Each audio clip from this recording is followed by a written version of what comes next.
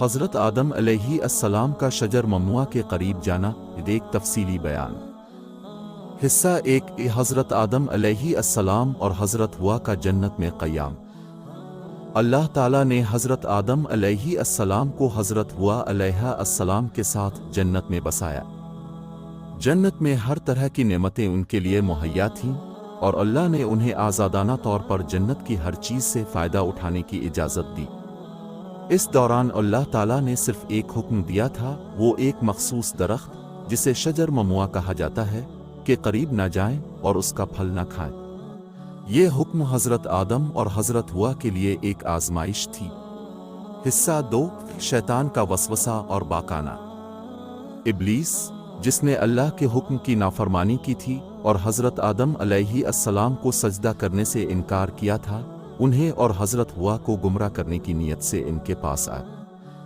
شیطان نے ان کے دلوں میں وسوسہ ڈالا کہ اگر وہ اس درخت کا پھل کھائیں گے تو انہیں ہمیشہ کی زندگی اور لازوال بادشاہی حاصل ہوگی۔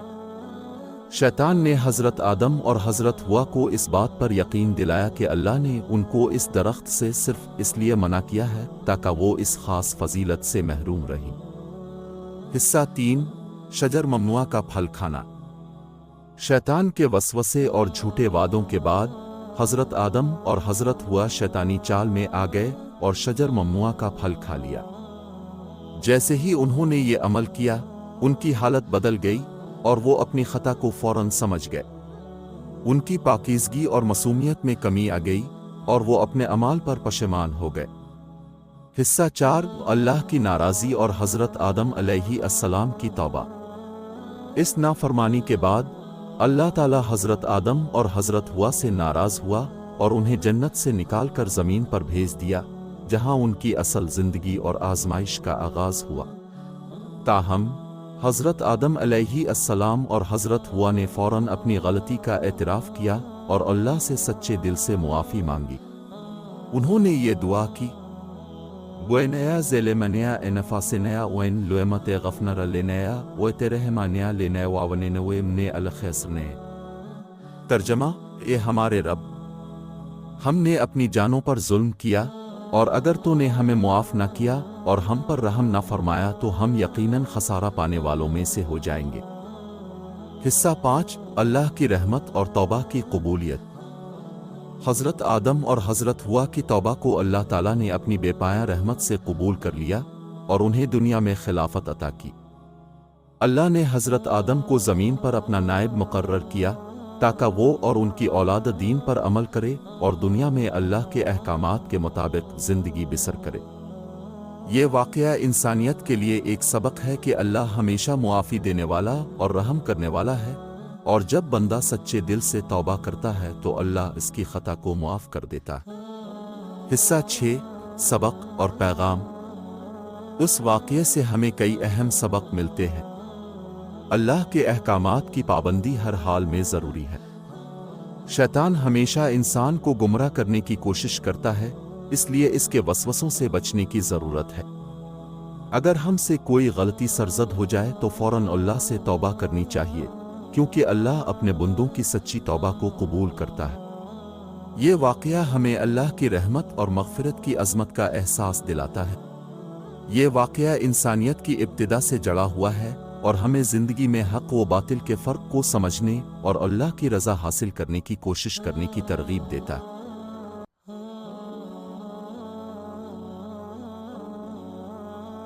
ابلیس کا حضرت آدم علیہ السلام کو سجدہ کرنے سے انکار، تفصیلی بیان۔ حصہ 1 حضرت آدم علیہ السلام کی تخلیق اور فرشتوں کا حکم۔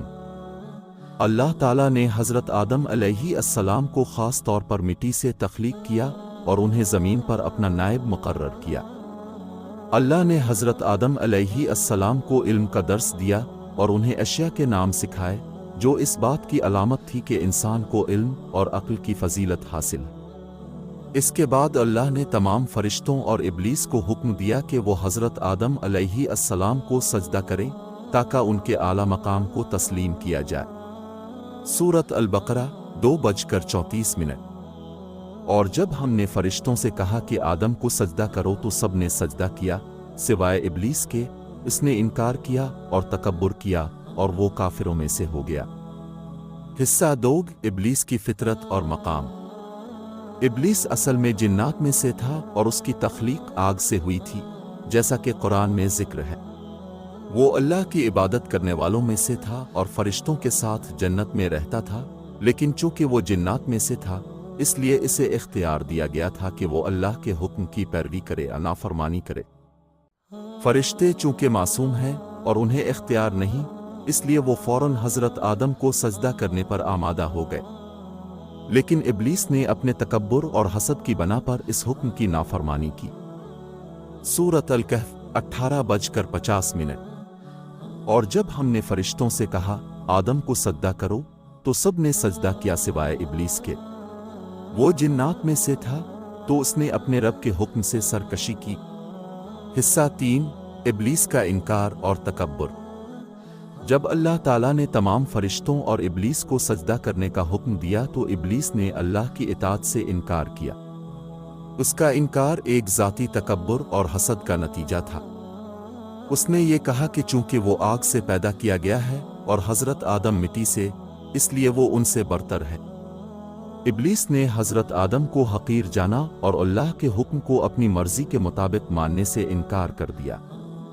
सूरत अल-अराफ 7:12।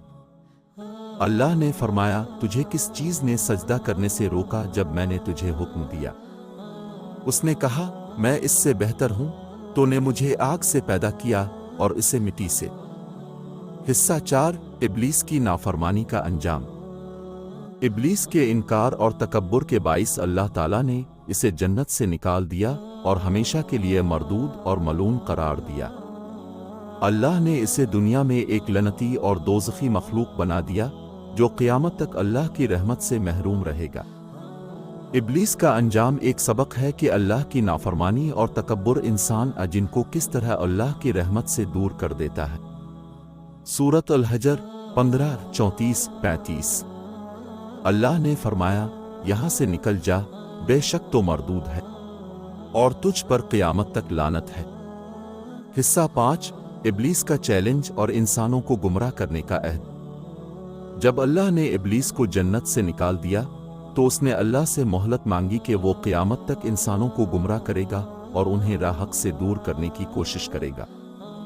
इब्लीस ने अहद किया कि वो हर तरीके से इंसानों को अल्लाह की इबादत से हटाएगा और उनके दिलों में वसवसे डालेगा। उसने कहा कि वो इंसानों के सामने दुनियावी जीनत और ख्वाहिशात को खूबसूरत बनाकर पेश करेगा ताकि वो अपने रब से दूर हो जाए। सूरत अल-अराफ 7:16-17।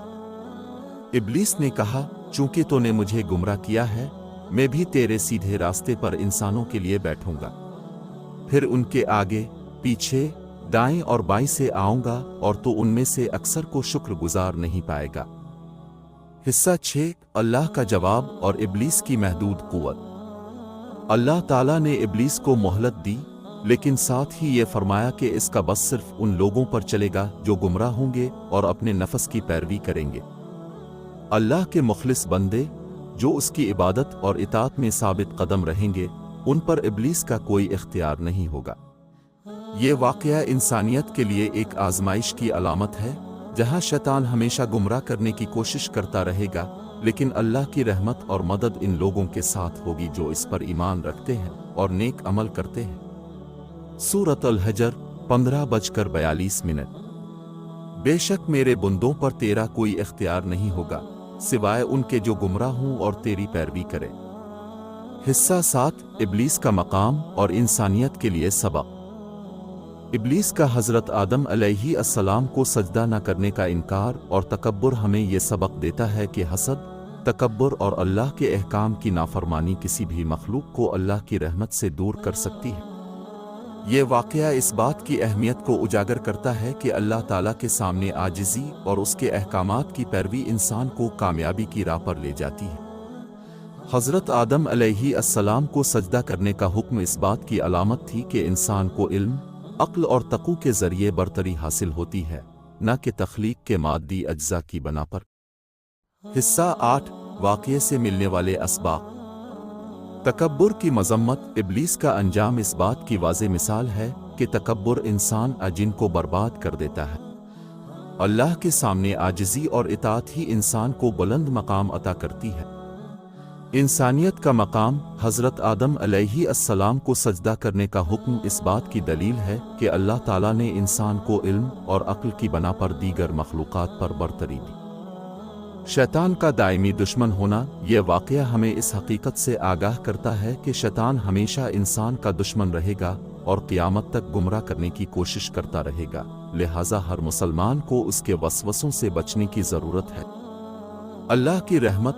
اللہ تعالیٰ نے اپنے مخلص بندوں کو شیطان کے اثرات سے محفوظ رکھنے کا وعدہ کیا ہے، اور یہ وعدہ انسان کے لیے ایک امید کی کرن ہے کہ وہ نیک اعمال کے ذریعے شیطان کے حملوں سے بچ سکتا ہے۔ یہ واقعہ نہ صرف حضرت آدم علیہ السلام کی عظمت کو واضح کرتا ہے، بلکہ ہمیں یہ بھی سکھاتا ہے کہ اللہ کے حکم کی نافرمانی اور تکبر انسان جن کو تباہی کی طرف لے جا سکتا ہے۔